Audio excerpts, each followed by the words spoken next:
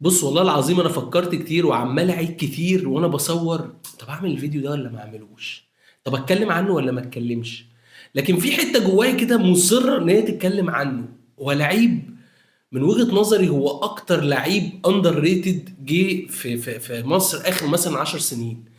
لعيب طول الوقت هو بيعمل اللي عليه وزيادة، يمكن يكون في يعني حاجات كتير أوي تخلّيك ما تحبّوش. لو هو مثلًا بيعرف يتكلّم وياكلك بالكلام زي لعيبة كتير كُلّنا عارفينها، ولا هو مثلًا بتاع لقطات مثلًا فيطلع بقى ويبوس التيشيرت وأنا ابن النادي والكلام ده، ولا هو مثلًا وسيم. والله العظيم الموضوع ده ليه يعني عامل ولو حتّة صغيّرة كده، إن اللعيب لمّا بيكون في نسبة وسامة كده أنت غصب عنّك بتبقى يعني بتحب الناس اللي شكلها كويس. عشان كده في ناس بيبقى يعني ممكن يكون هو مش لعيب كورة جامد أوي، ولكن لمّا يعني الجمهور بيتعلّق بيه بسبب موضوع الوسامة ده تلاقيه بيعمل إعلانات وبيعمل أفلام وحاجات كتير أوي. وهو ما فيهوش ولا حاجة من دول، ورغم ده هو بيأدّي اللي عليه وزيادة، غير طبعًا الهجوم اللي بيتعرّض ليه طول الوقت. هو طول الوقت طول ما هو قاعد في الفرقة، طول الوقت هو بيتهاجم. أنا مش عايز أتكلّم يعني بغموض كتير، أنا هاكلّمك عن ناصر منسي. ناصر منسي هو أكتر لعيب أنا شُفته underrated في آخر 10 سنين مثلًا في مصر، في الدوري المصري. لعيب هو دايمًا موجود معاك في الوقت الحاسم، يعني جمهور الزمالك أكتر جمهور عارف القصة دي، موجود معاك دايمًا في أي وقت أنت محتاجه فيه هتلاقيه يعني هتلاقيه موجود، رغم إن هو طول الوقت أنت راكنه على الرف. يعني جمهور الزمالك ده أكتر جمهور عاطفي ممكن تشوفه في حياتك، يعني طول الوقت هو بيشيد بلعيبته وبيقعد يسقّف لها ويزيّط لها ده الوحيد اللي ما فيه يعني ما فيش دايمًا الجمهور ما بيعملش عليه أي صخب، رغم إن الراجل ده يعني هو عامل اللي عليه وزيادة مع النادي.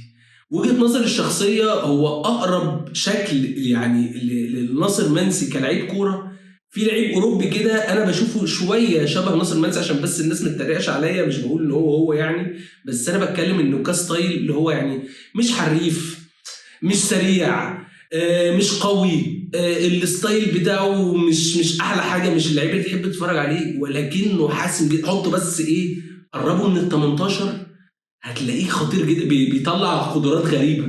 اللعيب ده اللي هو كلوزا اللي هو بتاع ألمانيا. كل طبعًا الجيل اللي في سني ويمكن واللي أصغر مني حاجات بسيطة كمان عارفين كلوزا. كلوزا ده هداف تاريخي لمنتخب ألمانيا. خطير جدًا لمّا بيقرّب من الجون. في نوعية لعيبة كده اللي هو لو طلّعتها برّه ال18 مش هتحس لها بأي وجود خالص، من ضمنها كلوزا. وعلى فكرة برضه ألمانيا عندها لعيب تاني نفس الstyle ده اللي هو مولر، بس مولر يمكن يعني أكثر تحرُّكًا كمان، ويعني أكثر ديناميكية مع الفرقة. تلاقيه ممكن يشارك بقى في جُمل، هتلاقيه ممكن يشارك في حاجات، بس كمهارات لعيب يعني قرّر كده إن المهارات بتاع كل لعيب حاول تفصّصها كده. سرعة لأ مش سريع، قوة هتلاقيه مش قوي، شويط لا والله مش شويط، دريبلر لأ، مهاري لأ، إيه تاني؟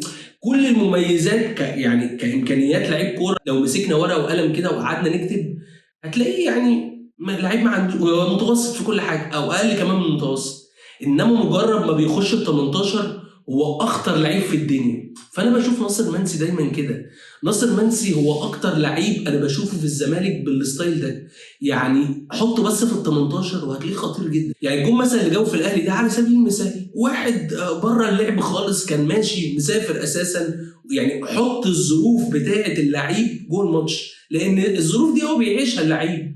هتلاقيه مثلًا عنده مشاكل في البيت أوكي، عنده مشاكل في المستحقات برضه هتلاقيه بيأثّر عليه في الملعب، كل الحاجات دي بتأثّر عليه في الملعب، ما بالك بقى لعيب هو عارف إنه ماشي من النادي.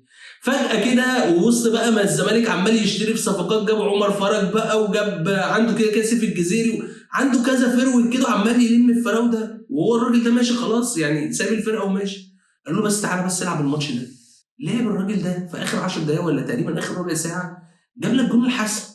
وجابوا ايه يعني مثلا مش ضربه حظ ولا حاجه، لا اجتهاد فيرود. فيرود زي ما قال الكتاب ايه، انا هسحب على البعيد ثم بعد كده هخطف القريبه واحط بطن رجلي احطها في الجون. حلو كفيرود، يعني الفيرود عمل فيه كل شغله كفيرود. طب الجون مثلا بتاع ماتش مثلا بيراميدز اللي كان في نهائي الكاس، اللي كان بسببه ان الزمالك خد الكاس، احمد الشناوي طلع عشان ايه اللوب، لا طب خلاص انت هتطلع عشان تنط تعمل لوب، انا هحطها لك من تحت. فناصر منسي انا من وجهه نظري من اكتر اللعيبه الاندر ريتد اللي يعني مش واخده حقها. وعايز اقول لك برضو على موضوع الشبه ده، في لعيب برضو ستايله شبه ستايل ناصر منسي بالظبط، اللي هو لعيب ممكن انت ما بتحبوش كمشجع، وحتى هقول لك على حاجه، جمهور الزمالك ممكن ما يفتكروش، لان اللعيب ده لعب في جيل تاريخي للزمالك، اللعيب اللي هو سامح يوسف.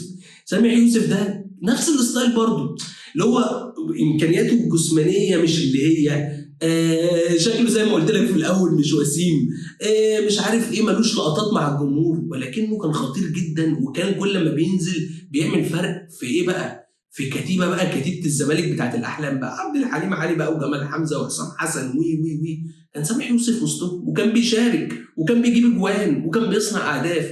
نفس الكلام ناصر منسي.